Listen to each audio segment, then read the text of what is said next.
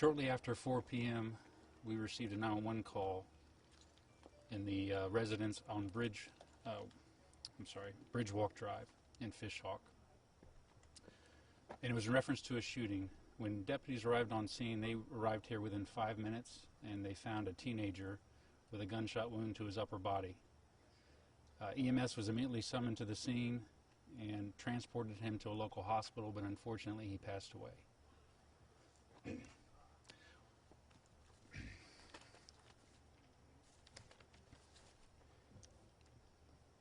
What we can tell you at this point is that there were 3 other teens in the home at the time of the shooting, and their parents have been notified and they're aware of the investigation.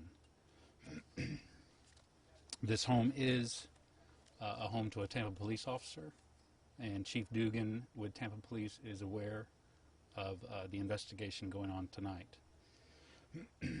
This is still a very active scene, as you can see behind me. We're going to be out here for a few more hours. Regardless of the outcome, this is just a tragedy because we're so close to the holidays. And now we have a teenager who's deceased. I'll be happy to take any questions that I can. Do you know if it was a service weapon? That's still part of the investigation as we continue here tonight. Deanne Roberts with News Channel 8. Do you know if the victim was a child of the Tampa police officer? No, he is not related to the Tampa police officer. What is the age on him? He's 15.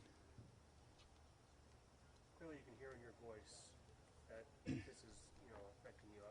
You guys are, the police community is very tight. When you see a scene like this, talk to me about just how tough this is. It's tough because of the age, because of my own children, when I think about my own family, and just being so close to the holidays when so many families are getting together. And it's a tragedy because it could have been prevented. Can you talk a little bit about that? Without releasing specifics of this, but just again, gun safety with any kind of children or teens in a home. Yes, anytime we have, unfortunately, one of these events, this is a great time to talk about gun safety and firearm safety. Usually you don't want to assume anything, but with guns you always want to assume that they're loaded. Always.